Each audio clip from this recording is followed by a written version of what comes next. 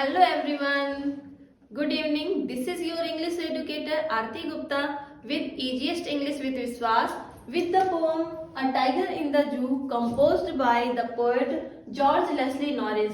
I hope अभी तक आप सभी मुझसे परिचित हो ही चुके होंगे। तो चलिए विदाउट वेस्टिंग एनी टाइम हम लोग चलते हैं जॉर्ज लेस्ली नॉरिस जी के द्वारा कंपोज की हुई poem a tiger in the zoo के साथ। तो देखिए जो जॉर्ज लेस्ली नॉरिस हैं ये एक वेल्स पोएट थे। He was a Welsh poet. George Leslie Norris was a Welsh poet. Welsh means England. Welsh means England. तो he was a Welsh poet. देखिए ये जो पोम है अ टाइगर इन द जू, इस पोम को जॉर्ज लेस्ली नॉरिस जी ने 17 year की एज में, जब ये 17 ईयर के थे, इन्होंने 17 ईयर की एज में इस पोम को कंपोज किया था। तो this poem was published in 1938। This poem was published in 1938। After 2 years, 2 years के बाद जॉर्ज लेस्ली नॉरिस ने मीन्स 1940 में George Leslie Norris joined Royal air force. 1940 में जॉर्ज लेस्ली नॉरिस ने रॉयल एयरफोर्स ज्वाइन किया। 1996 में जॉर्ज लेस्ली नॉरिस जी को 1996 में जॉर्ज लेस्ली नॉरिस को पोएट्री के लिए इनको कौन सा अवार्ड मिलता है? AML award.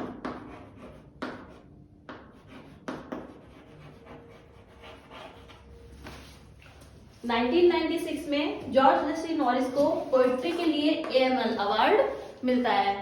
देखिए ये जो पोम है, दिस पोम कंटेन्स 5 क्वाट्रेन्स।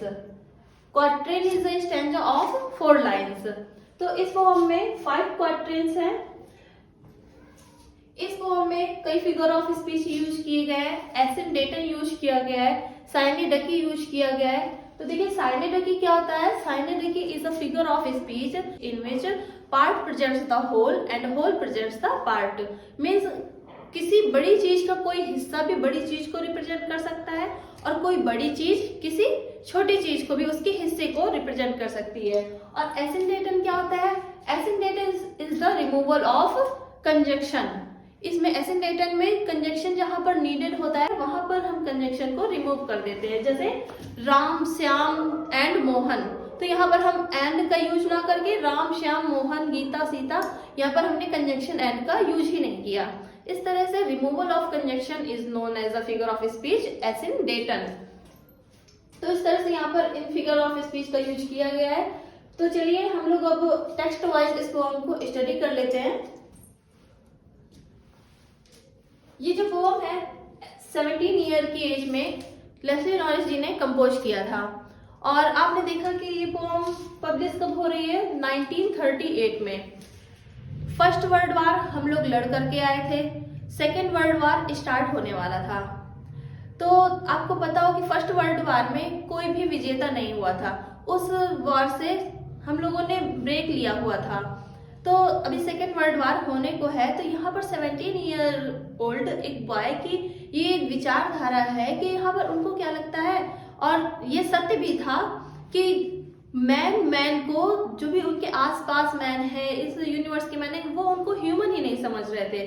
तो एक दूसरे के प्रति उदासीन हो गए थे, किसी प्रकार की कोई फीलिंग्स ही नहीं रह गई थी। तो इस विचारधारा से देखिए यहाँ पर इस पोम में जॉर्ज लेस्ली नॉरिस जी ने फ्रीडम के बारे में बताया है और स्लेवरी के बारे में बताया है। इसके पहले जो लेसन है a long walk to freedom, जिसको नेल्सन मंडेला जी ने लिखा हुआ है, तो उसमें आपने देखा कि फ्रीडम और स्लेवरी दोनों के बारे में बताया गया है।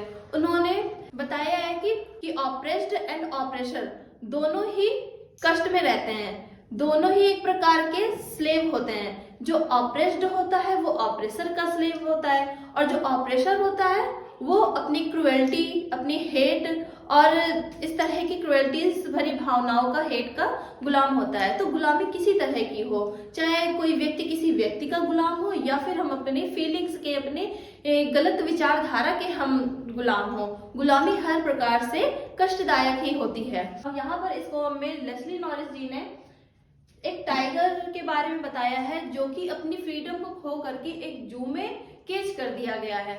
हमारे इंटरटेनमेंट के लिए, हम अपने इंटरटेनमेंट के लिए टाइगर को जू में केज कर देते हैं और उसके साथ जाकर के सेल्फी लेते हैं, उसे टीज करते हैं, उसे बंधन में रखते हैं। तो यहाँ पर उसकी क्या फीलिंग्स हैं, तो चलिए आइए देखते हैं। यहाँ पर जॉर्ज लेस्ली नॉरिस ने टाइगर की दो सिचुएशन को दिखाया है। एक उसकी उस लाइफ को दिखाया है जब वो जंगल में स्वतंत्र रहा करता था, और दूसरा उसका जीवन दिखाया है जब वो जू में केज कर दिया गया है। तो चलिए आइए हम उसके दोनों जीवन को देखते हैं। He stalks in his vivid stripes the few steps of his cage. Stalks means होता है मूवमेंट। देखिए, this poem is all about human life. यहाँ पर tiger has been personified, tiger को यहाँ पर पर्सोनिफाइड किया गया है। ही जो है, ही यहाँ पर टाइगर के लिए यूज किया गया है। तो ही स्टॉक्स, स्टॉक्स मीन्स मूव करना, वॉक करना। तो वो मूव करता है कैसे? In his vivid stripe. Vivid means होता है लिवली, कलरफुल। तो उसके बॉडी में जो कलरफुल बहुत ही दूर से विजिबल हो रहे हैं, उसके जो बॉडी में स्ट्राइप्स मीन्स होता है धारियां, तो उसके बॉडी में जो स्ट्राइप्स हैं वो बहुत ही लिवली है, बहुत ही कलरफुल है, जो दूर से देखने में ही विजिबल है। उसके जो बॉडी का कलर है वो लाइट है और उसके जो बॉडी की जो धारियां हैं वो डार्क है, तो इसलिए दूर से ही विजिबल हो रही हैं, चमकदार हैं।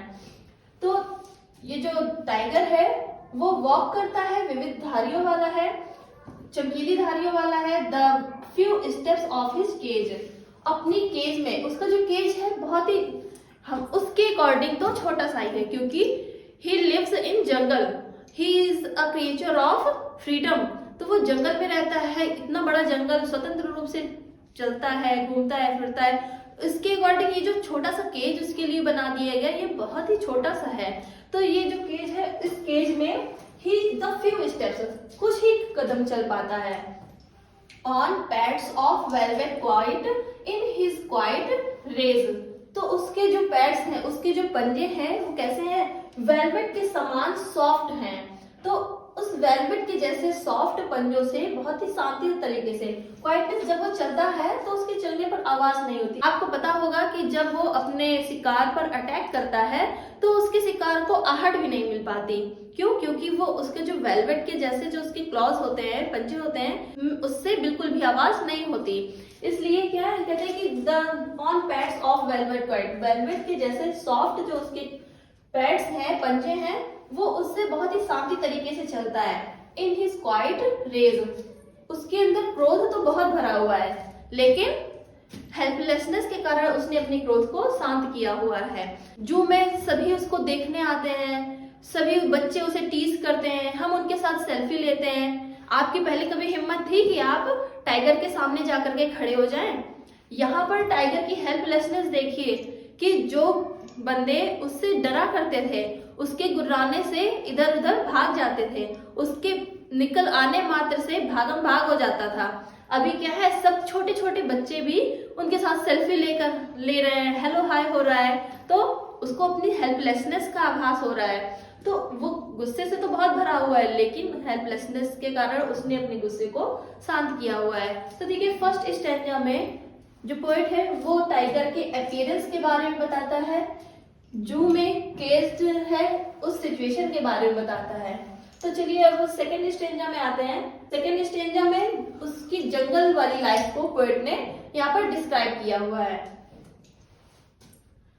तो देखिए, he should be lurking in shadow, sliding through long grass near the water hole where plump deer pass। तो कहते हैं कि अभी तो वो कहाँ है, जू में है, लेकिन उसे होना कहाँ चाहिए, उसे जंगल में होना चाहिए। और जब वो जंगल में होता है तो क्या करता है, क्या करना चाहिए उसे? He should be lurking, lurking means होता है हाइड, शैडो मीन्स परछाई, और स्लाइड मीन्स खिसकना, स्लाइड करते हुए, थ्रू लॉन्ग ग्रास, जो लंबी लंबी घास उगी हुई होती है जंगल में, तो उस लंबी लंबी घास से खिसकते हुए, उसमें लेटते हुए, छिपते हुए उसे क्या करना चाहिए, वो क्या करता है, नियर द वाटर होल, उस वाटर होल के पास पहुंचता है छिपते हुए, ताकि जो एनिमल्स है वहां से गुजरने वाले, जिसका वो शिकार करने वाला है, वो उसे देख ना लें। और चूंकि उस वाटर होल के पास ही where plump deer pass, healthy से, प्लम्प मींस मोटे ताजे, हेल्दी से डियर पानी पीने के लिए आते हैं, बाकी दूसरे एनिमल्स आते हैं जिसका वो शिकार करता है। तो जब वो जंगल में होता था तब क्या करता था कि जो लंबी लंबी घास उगी हुई है, उस लंबी लंबी घास में वो स्लाइड करते हुए, छिपते हुए, उसकी परछाई में, लंबी लंबी घास की परछाई में छिपते हुए, लेटते हुए वो वाटर होल तक पहुंचता था और अपने वहां पर आने वाले शिकार, जो भी डियर है, दूसरे एनिमल्स है, उनका शिकार करता था। लेकिन अभी क्या है, अभी उसकी सिचुएशन आप देख सकते हैं कि वो किस प्रकार से जू में केस्ड है। He should be snarling around houses at the jungle's edge, bearing his white fangs, his claws, terrorizing the village. और वो क्या, उसे क्या करना चाहिए, He should be snarling around houses at the jungle's edge. जंगल के एज पर, जंगल के किनारे जहां पर विलेजेस हैं, टाउन्स हैं, तो उन टाउन्स के किनारे क्या करता, वो वहां से निकल करके स्नार्ल करता, मीन्स गुर्राना, स्नार्लिंग मीन्स गुर्राना, वो गुर्राता। और bearing his white fangs, his clause, अपने क्लॉज से, पंजों से, लंबे लंबे नुकीले दांतों से, व्हाइट फैंग से क्या करता, विलेज में रहने वाले, टाउन में रहने वाले विलेजर्स को भयभीत करता। लेकिन अभी आप देख रहे हैं कि जिनको वो भयभीत करता, वो खुद ही यहाँ पर टाइगर को भयभीत करने आ रहे हैं, उसे टीज करने आ रहे हैं। तो चूंकि जंगल हम फिनिश करते जा रहे हैं, वहां पर उन्हें जब अपना भोजन नहीं मिलेगा तो वो जंगल से निकल करके, अपने भोजन की तलाश में जंगल से निकल करके आएंगे और लोगों के भय का कारण बनेंगे। लेकिन अभी यहाँ पर क्या है, यहाँ पर इसकी हेल्पलेसनेस है कि वो जू में केज कर दिया गया है। देखते हैं, but he is locked in concrete cell. अब इन दोनों स्टैंजा में, सेकंड और थर्ड स्टैंजा में पोएट ने उसके रियल लाइफ सिचुएशन को बताया हुआ है कि जब वो जंगल में हुआ करता था तब वो किस प्रकार से स्वतंत्र तरीके से अपने जीवन को जीता था। अब फिर थर्ड स्टैंजा में जब हम आते हैं तो क्या देखते हैं कि उसकी रियल, जो अभी इस समय उसकी जो सिचुएशन है, उस पर फिर से पोएट वापस आता है और कहता है कि he is locked in concrete cell. लेकिन क्या कर दिया गया है उसे कॉन्क्रीट सेल में, मीन्स सीमेंट, स्टोन्स, आयरन से बने हुए सेल में, केज में उसे बंद कर दिया गया है। हिज स्ट्रेंथ बिहाइंड बार्स, और उसकी जितनी भी स्ट्रेंथ है, जो भी पावर्स है, वो क्या है, बार्स मीन्स होता है लोहे की छड़ें, तो उन छड़ों के पीछे ही है। अब वो अपनी स्ट्रेंथ को नहीं दिखा पा रहा है। Stalking the length of his cage, और जितनी केज है, उस केज की जितनी लेंथ है, उस लेंथ में ही वो स्टॉक कर सकता है, मीन्स मूवमेंट कर सकता है। और मूवमेंट करते हुए वो वहां पर विजिटर्स को इग्नोर कर रहा है, इग्नोरिंग विजिटर्स। तो जितनी केज की लेंथ है उसमें वो वॉक करते हुए विजिटर्स को इग्नोर कर रहा है। तो आप देखते हैं कि जो कभी देखते ही अटैक कर दिया करता था, लेकिन यहाँ पर सिचुएशन उसकी हेल्पलेस है, वो हेल्पलेसनेस के कारण उनको इग्नोर कर रहा है। तो यहाँ पर आप देख रहे हैं कि जो सिचुएशन है, सिचुएशन के अकॉर्डिंग जो परिस्थितियां हैं वो किसी, चाहे व्यक्ति की हो या फिर किसी एनिमल की हो, उसकी पर्सनालिटी को टोटली चेंज कर देती हैं। तो चलिए अब हम लोग लास्ट स्टैंजा पर पहुंच चुके हैं, तो देखते हैं। He hears the last voice at night, the patrolling cars, and stares with his brilliant eyes at the brilliant stars. अब यहाँ पर क्या है, यहाँ पर जो टाइगर है वो जब सारे विजिटर्स चले जाते हैं, नाइट हो जाती है, तो नाइट में द पेट्रोलिंग कार्स, जो पेट्रोलिंग करने आती है, गश्त लगाने जो भी गाड़ियां आती हैं, सभी सिचुएशन को ऑब्जर्व करने आती हैं, तो उन पेट्रोलिंग कार्स की वॉइस को सुनता है। जो टाइगर है वो सो नहीं पाता, इनकी जो पेट्रोलिंग कार्स की जो आवाज है वो उसको डिस्टर्ब करती है। तो रात में आने वाली पेट्रोलिंग कार्स की लास्ट वॉइस को वो सुनता है एंड स्टेयर्स मींस देखते रहना, with his brilliant eyes, stairs means देखते रहना, with his brilliant eyes at the brilliant stars. तो वो अपनी ब्रिलियंट आई से मींस चमकदार अपनी आंखों से चमकदार तारों को देखता है। वो जब पेट्रोलिंग कार्स वहां से गुजरती हैं, उस आवाज को वो सुनता है और आकाश में चमकदार तारों को अपने चमकदार आंखों से देखता है और एक गहन विचार में डूब जाता है कि ये जो तारे हैं कितने फ्री हैं, है ना। और वो खुद भी ये विचार करता है कि इन स्वतंत्र तारों के समान मैं फिर से कब एक बार पुनः स्वतंत्र होऊंगा। तो यहाँ पर आपने देखा कि जो स्वतंत्रता है वो सभी को प्रिय होती है। स्वतंत्रता चाहे वो कोई भी क्रिएचर हो, चाहे कोई ह्यूमन हो, चाहे कोई एनिमल हो, बर्ड हो, प्रत्येक क्रिएचर फ्री रहना चाहता है। तो यहाँ पर आपने देखा कि जो क्रिएचर कभी स्वतंत्र रहता था, अब जैसे मान लीजिए सपोज दैट कि आप सभी जगह भी घूमते हैं, कहीं पार्क में खेलते हैं, कहीं किसी से मिलने जाते हैं, सारी एक्टिविटीज करते हैं, लेकिन आपको एक रूम में या फिर सपोज दैट एक बंगलो में आपको बंगलो दे दिया जाए, ठीक है, और आपको सारी सुख सुविधाएं वहां पर दे दी जाए और आपसे कहा जाए कि आपको इसी बंगलो में रहना है, ना ही किसी से खुद से आप मिलने जा सकते हैं, ना ही घूमने जा सकते हैं, ना ही आप कोई शॉपिंग करने जा सकते हैं। तो सपोज दैट आपको कैसा लगेगा? आपको हो सकता है कुछ दिन तो अच्छा लगे, लेकिन एक समय आएगा जब आप बहुत ही बंधन फील करेंगे और आप वहां पर नहीं रह पाएंगे, ठीक है। तो इस प्रकार से यहाँ पर टाइगर की भी सिचुएशन है। वो पूरे जंगल में स्वतंत्र तरीके से घूमने वाला क्रिएचर है और यहाँ पर उसे केज में बंद कर दिया गया है। हमने उसे अपने इंटरटेनमेंट के लिए यहाँ पर बंद किया हुआ है और जितना आप उसे खाने के लिए दे देते हैं, पहले यहाँ पर आपको बताया गया किस प्रकार से वो शिकार करता था, किस प्रकार से लोगों को भयभीत करता था, अपना उसने वर्चस्व बना रखा था। लेकिन अब क्या है, अब यहाँ पर इसकी सिचुएशन ने टोटली उसकी पर्सनालिटी को चेंज कर दिया है। तो आप देख रहे हैं कि फ्रीडम सभी क्रिएचर्स के लिए कितना इम्पोर्टेंट है। आई होप आपको ये वीडियो पसंद आ रहा होगा और अगर आपको ये वीडियो पसंद आ रहा है तो please like and share this video and please subscribe my channel and please bell icon को प्रेस करना मत भूलिएगा। तो चलिए मिलते हैं नेक्स्ट वीडियो में। Bye bye.